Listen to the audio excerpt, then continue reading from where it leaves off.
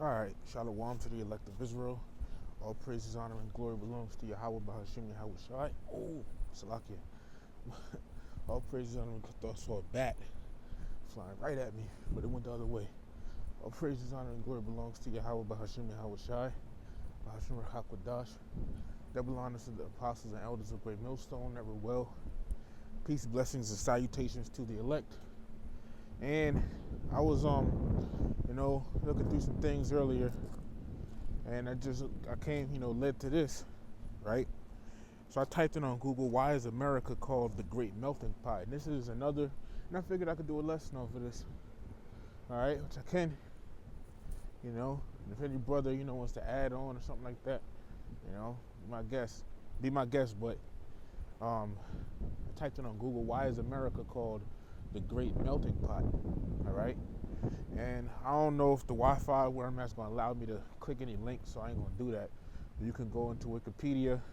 They say it first started off from a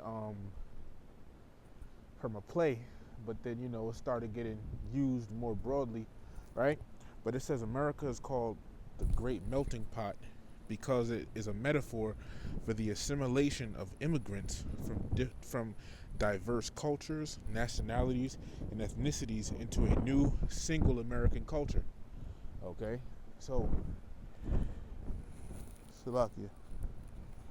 But America, all right, is called the Great Melting Pot because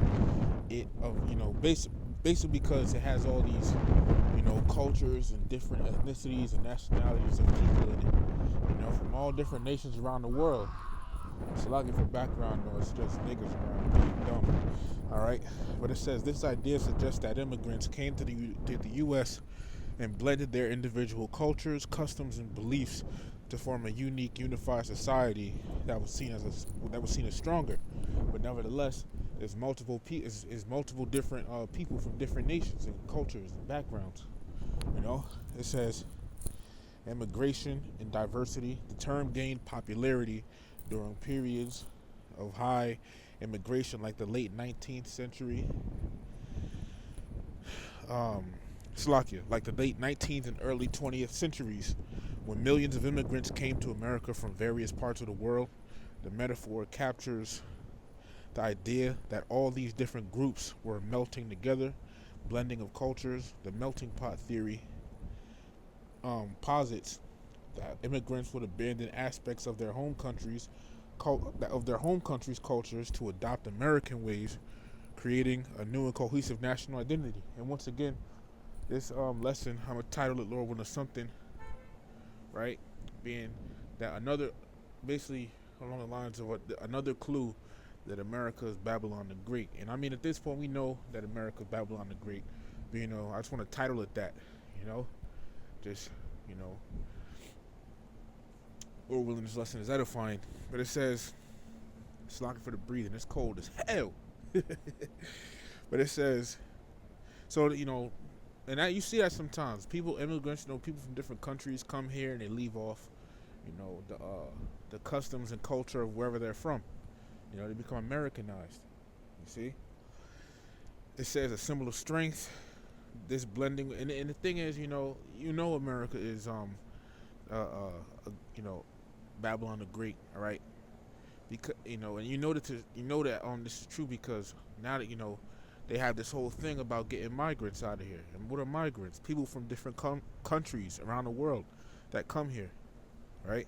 It says this blending was often seen as a positive, as it was thought to make the nation stronger and more unified, much like how different metals become a stronger alloy when melted together. That's why it's called the melting pot, because they're likening migrants and immigrants, people from different countries that come here, right? They liken them to metals, all right, put in a pot, blended together. It says modern critiques. Well, that goes into something else, but this is another example. And like I was saying, where they said this term comes from, right? Getting right to the point, it says in the United States, the term is often used to describe the cultural integration of immigrants to the country. A related concept has been defined as cultural additivity. It says the melting together metaphor was in use by the 1780s. The exact term melting pot says came into general usage in the U.S. after it was used as a metaphor describing a fusion or mixture of nationalities, cultures, and ethnicities in Israel Zangwill's 1908 play of the same name, right? So, the term melting pot, right? It started off. That term started off being used, all right, as in a movie, right, by it's like a play, all right, by this guy Israel Zangwill, right? His play called The Melting Pot, right? It says first stage in 1908. It says it depicts the life of a Russian Jewish immigrant family, the Quixanos, in the United States. David Quixano has survived a pogrom which killed his mother and sister, and he wishes to forget this horrible event. He composes an American symphony and wants to look forward to a society free of ethnic divisions and hatred rather than backward at his dramatic past. All right, so you see what it says. It wants to look forward to a society free of ethnic divisions. This goes into that the overall theme of what multiple cultures and people of different cultures and from different countries coming to America, man. And this is the picture they got here for it. This is the Melting Pot, the Great American Drama by Israel Zangwill, which, I mean, this is ultimately biblical, man. All right, this is already written, all right, about that America would be this before, all right, America was even established, man. This was in the Bible. This is, once again, another clue to show you that America is Babylon the Great. All right, as you see on this picture, you got all different types of people from everywhere. All right, all you see the background, the people all up there, right, and you see the Statue of Liberty representing America, America, so-called freedom, because we ain't free. All right, but where do all these people lead into? So, like, where do all these people lead into? A pot, all right, that shows America. But guess what? Look at the pot. America's on fire. Okay, and that's where this place was slated to be. So let me go ahead and get it. I ain't gonna make this lesson long. Let me first start off here. This is the book of Habakkuk, chapter 2, and verse 5. It says, "Yea, also, because he transgresseth by wine," talking about Esau, all right? And the wine is talking about the philosophies that this devil spreads. He spreads his philosophies, okay? And he's sinning by doing it. It says that's why it says, because he transgresseth by wine. It says he is a proud man. Edomites are proud. It says neither keepeth at home, because what? America, they have embassies in different countries, and you look at what an embassy is. An embassy is to it has you look it up, it gives you a bunch of different reasons. Okay, one of them being showing basically American presence in another country, and trying to keep good relations with rulers and of different countries and everything. Okay, but you have various American embassies all over the world. Okay, it says who enlargeth his desire in America's what ruled by who? Esau. It says who enlargeth his desire is hell, and it says death and cannot be satisfied, because what? These devils are greedy. Esau is greedy, man. You see it, Yeah, he has the whole world, but now he wants you. He wants, with his soul now. He wants, you. He wants to put that karagma in you. He doesn't have enough, all right? But look, here's the point. It says, but gathereth unto him all nations, and heapeth unto him all people, right? And this goes into, once again, America, because what? That melting pot, right? All these different cultures and nations of people within America. Now, with that being said, let's go ahead to Revelation, the 17th chapter, starting at verse 1. It says, and there came one of the seven angels which had the seven vials, and talked with me, saying unto me, come hither, I will show unto thee the judgment of the great whore that sitteth upon many waters.